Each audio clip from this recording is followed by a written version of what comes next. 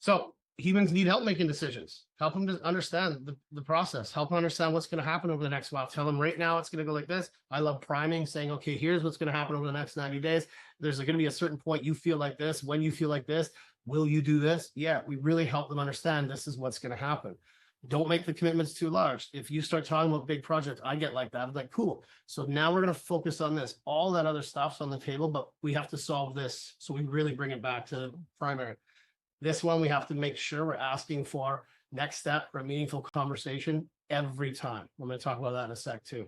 Use reload questions, right? It's basically reload questions are if somebody, it's like if I asked you for if you wanted a piece of gum and you said no, I'm not gonna be like, oh man, I blew it. I'm like, cool, well, why don't we do this instead? Would you be willing to do this?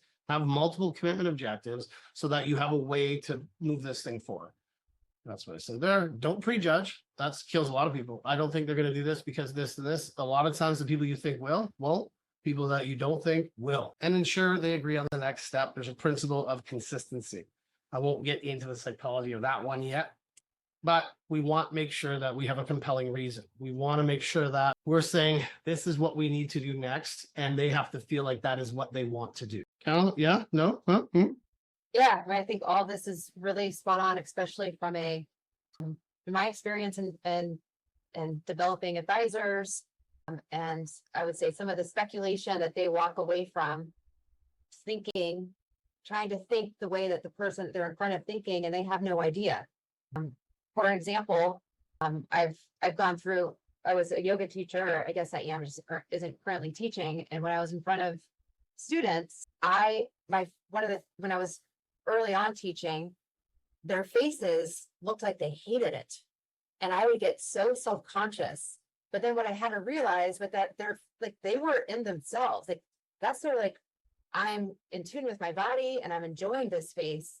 And so I had to really separate what I was reading from body language of what that was telling me, because what they were doing is they were listening to what I had to say. They were focused on what was happening. They were connected to their body. They were finding a calm space.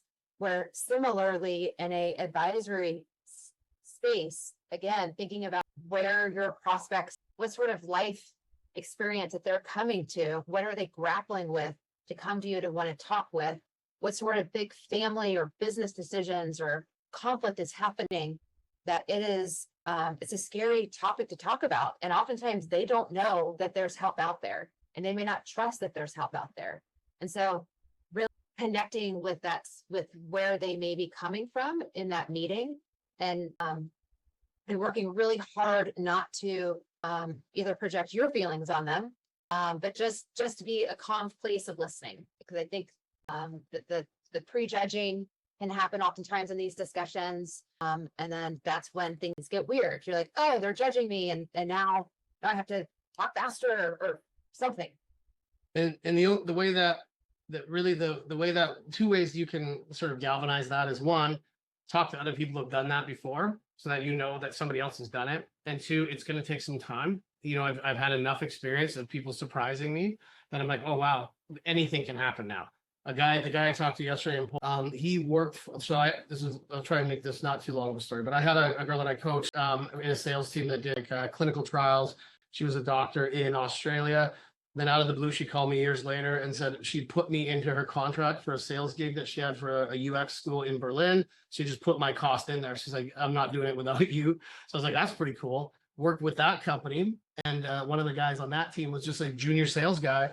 And he was really cool. And during that time, I just launched a group coaching program. And he was like, what are you working on? So I sent him the landing page just to be like, hey, check it out. You know, this, I didn't even at all think it was for him.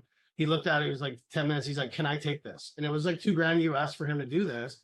And I was like, you just started this job. He's like, I'm going to be starting my own fitness company. And this is exactly what I'm looking for. And I was like, I would have never thought that I was trying to sell to businesses. 7 years later, we talked yesterday. He's now making multiple six figures. He's got huge, like high-end corporate clients. I'm like, holy cow. Because I didn't I didn't even think about it. It wasn't even I did something good. I accidentally didn't prejudge him. You never know who's out there that might benefit from what you're doing. That's why, Michael, I love what you do with your BDC group, going out there and just giving people access to, like, maybe there's a different thought process and getting them to go, wait a minute, maybe I can make a change. That's really what sales is about, is helping people get that spark. I love when I see that spark and people like, it's possible. I'm like, yeah, let's get to work. Let's go. Let's go through the fire. Finish up. We'll talk. So here's one step I kind of added the follow-up, but one thing I say all the time is do your future self a favor. Everybody in your list that you're working with that you think is going to be active, whether they're today, tomorrow, 6 months, make sure you have a next action scheduled and you have notes about what you're trying to do, what the plan is, things you want to share, any hot button stuff that matters, so that when you get to that day and you have it scheduled in your calendar to follow up and to do something, I go, hey, thanks last week, Joe.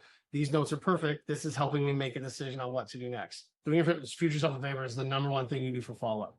Again, be confident, value offer your price in yourself. Just get excited, man. I know all the years I've been running my business and selling all these years, the thing I love is like, I forget about, this isn't about me. This is somebody else that is just going to use some money to access something that's going to help them improve their position somehow, some way. All I have to do is help them figure out if it makes sense and if it's worth, if they're going to get the result they're looking for. And I make sure that I help them make a good decision. It has nothing to do with me doing something to them and selling to them. That's why sales is not a swear word, man. Sales is a skill where you're helping people access something that's valuable to them for a price. That's it. And if they are having a hard time making a decision, your job is to get better and better at influencing, supporting, coaching, collaborating, playing the right role, helping understand what they're trying to do, and then be like, you know what?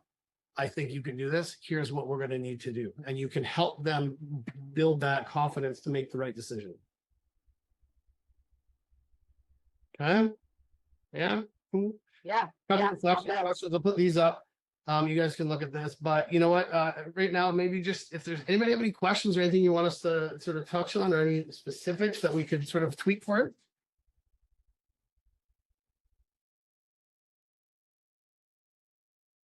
Well, hit it right on the 45 today. We did. I know. Look at that. Cool. And we've got lots of other resources, stuff we're building into the Snap stuff. And again, we've been shooting videos and stuff for the new fast action program. And part of that is just being like, you know what, I think sometimes people just need help, just being like, I just need to know what to do just here. All the complexity is the thing that I think holds people back. So we want to say, what can you do to take action right now? Get out of your own way. Because the thing, going back to what I just said about, your job is to help your clients buy. If you're resisting going out and talking to people, and there's people like I just said, that guy Bartosh that bought my program, if I wouldn't have shown it to him, I don't know where he'd be in his life. He'd probably still fine. But there was a moment in time where I showed him something that he purchased, and now we have a different relationship. He's so happy. We had a great talk yesterday, and now we're part of, I got to have a front row seat to his journey. And so the more we hold back on going out and talking and sharing what we're working on, sharing the value of the vision, there's somebody out there that actually wants to hear it. And so it's really selfish for us to not work on this stuff and go talk to people. Again, whether they buy or not, it's up to us to go talk about this stuff and get better at it. Me and Kendall sucked a lot at sharing ISPA to a lot of people until we're like, this feels better. Not great, better. Yeah. And I think it comes down to how much do you believe in what you're offering. And if you believe in it, then that belief is going to shine through.